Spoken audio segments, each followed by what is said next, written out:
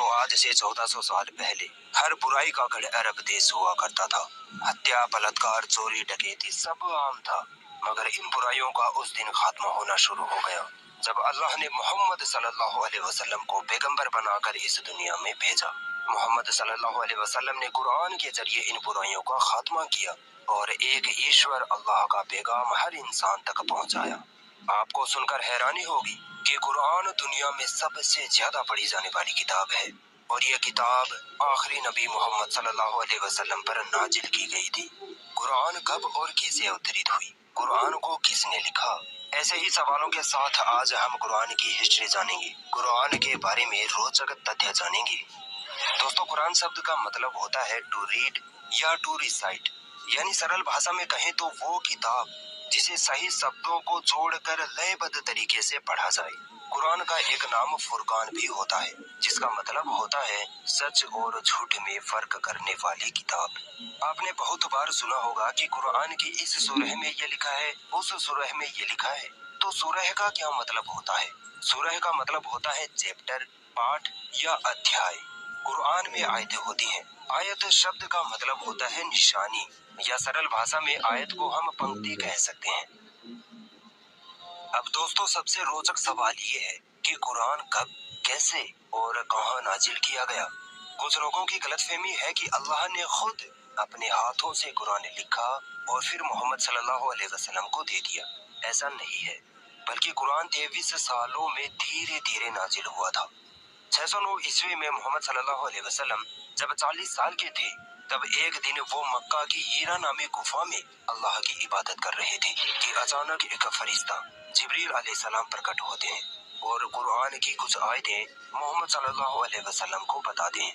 यहीं से कुरान का उतरना शुरू हुआ था।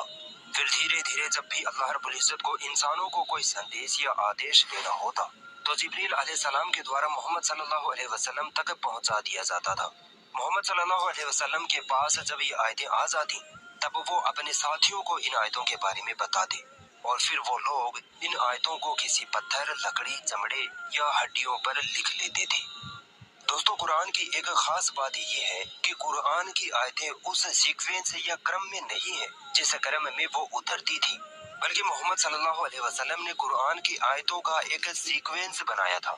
यानी जब जब आयतें उतरती तो मोहम्मद सल्लल्लाहु अलैहि वसल्लम अपने साथियों से कहते कि इस आयत को तो उस आयत के बाद लिखो और उस आयत को उस सूरह में लिखो।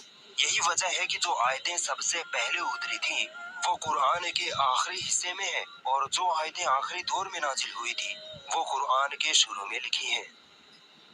दोस्तों, मोहम्मद सल्लल्लाहु अलैहि वसल्लम के जमाने में कुरान किसी किताबी शक्ल में नहीं था, बल्कि पत्थर, चमड़ों, हड्डियों पर अलग अलग लिखा हुआ था।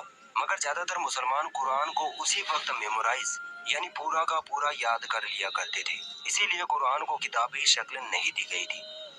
मोहम्मद सल्लल्लाहु अलैहि वसल्लम के इस दुनिया के जाने के एक साल बाद एक जंगे यमामा में तकरीबन 70 ऐसे मुसलमान जिनको पूरा कुरान याद था वो शहीद हो गए।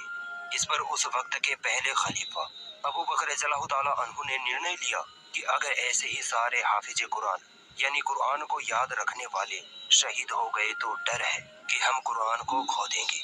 इसीलिए हजरत अबू बकर रज़ियल्लाहु ताला अन्हु ने ज़ैद बिन साबित रज़ियल्लाहु ताला अन्हु को ये हुक्म दिया कि कुरान को एक किताब की शक्ल में तैयार किया जाए।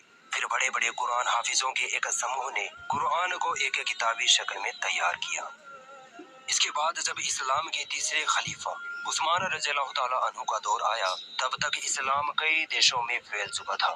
चूंकि कुरान अरबी भाषा में थी, इसलिए अरबी ना जानने वाले मुसलमान कुरान को अपनी भाषा में लिखने पढ़ने लगे, जिससे कि कुरान की मीनिंग समझने में बदलाव आने लगा। इसको रोकने के लिए उस्मान रज़ियल्लाहु ताला अन्हु ने एक बार फिर से कुरान को उसी तरीके से लिखवाया जिस तरीके से मोहम्मद सल्लल्लाहु अलैहि वसल्लम के जमाने में लिखा गया था। उस्मान रज़ियल्लाहु ताला अन्हु ने कुरान की 5 ओरिजिनल कॉपीज बनवाई, जिनमें से 2 ओरिजिनल कॉपीज आज भी मौजूद हैं। एक तुर्की के तोपकापी म्यूजियम में और दूसरी इंग्लैंड की बर्मिंघम यूनिवर्सिटी में है। दोस्तों, मोहम्मद सल्लल्लाहु अलैहि वसल्लम के जमाने में जो कुरान थी उसमें अरबी भाषा बिना जेर जबर यानी बिना मात्राओं की थी।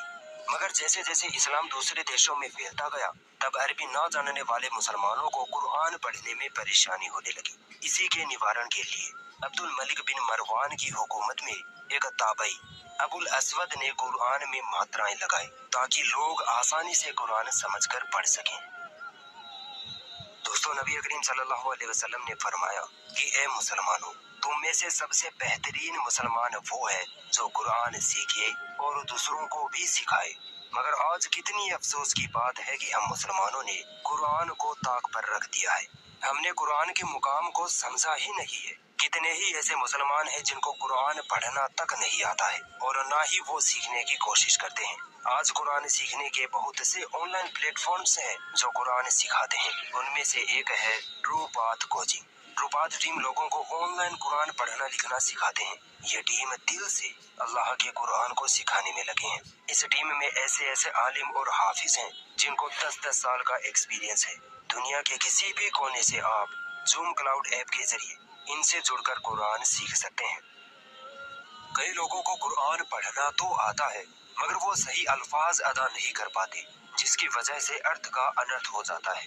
जैसे सूरह कौशर की आयत नंबर 2 में लिखा है, रब्बिका वनहर, यानी अल्लाह के लिए कुर्बानी करो। मगर जब यहाँ हा की जगह हा पढ़ दें तो मतलब बनता है आप अल्लाह को डांटिए। अस्तगफिरुल्लाह। इसीलिए कुरान को सही प्रोनाउंसिएशन के साथ पढ़ना बहुत जरूरी होता है। दोस्तों, नबी करीम सल्लल्लाहु अलैहि वसल्लम ने फरमाया कि दीन का इल्म हासिल करना हर मर्द और औरत पर फर्ज है। यकीन मानिए हम लोगों को ढंग से वजू और गुस्ल करना तक नहीं आता है। ट्रू पाथ टीम वजू, गुस्ल, नमाज और दीन के कई बुनियादी उसूलों के बारे में हमें ऑनलाइन सिखाते हैं। आप चाहे मर्द हो या औरत, स्टूडेंट हो या ऑफिस वर्कर, हर कोई ट्रू पाथ कोचिंग के जरिए बेहतरीन तरीके से कुरान पढ़ना लिखना सीख सकता है। ट्रू पाथ कोचिंग देहरादून में स्थित है। इस कोचिंग में बिहार, यूपी और देश की कई जगहों के माहिर कारी साहब पढ़ाते हैं। आप एक बार ट्रू पाथ कोचिंग से कांटेक्ट जरूर करें। फ्री रजिस्ट्रेशन और फ्री डेमो क्लास भी ले सकते हैं, जिसके लिए स्क्रीन पर दिए गए नंबर्स पर आप कॉल या व्हाट्सएप कर सकते हैं। अगर ये वीडियो आपको पसंद आई तो इस वीडियो को लाइक जरूर करें और भी ऐसी इंटरेस्टिंग वीडियोस देखने के लिए हमारा चैनल सब्सक्राइब जरूर करें और इस घंटे को भी दबाएं ताकि जब भी हम कोई नई वीडियो डालें तो उसका नोटिफिकेशन आप तक सबसे पहले पहुंच जाए।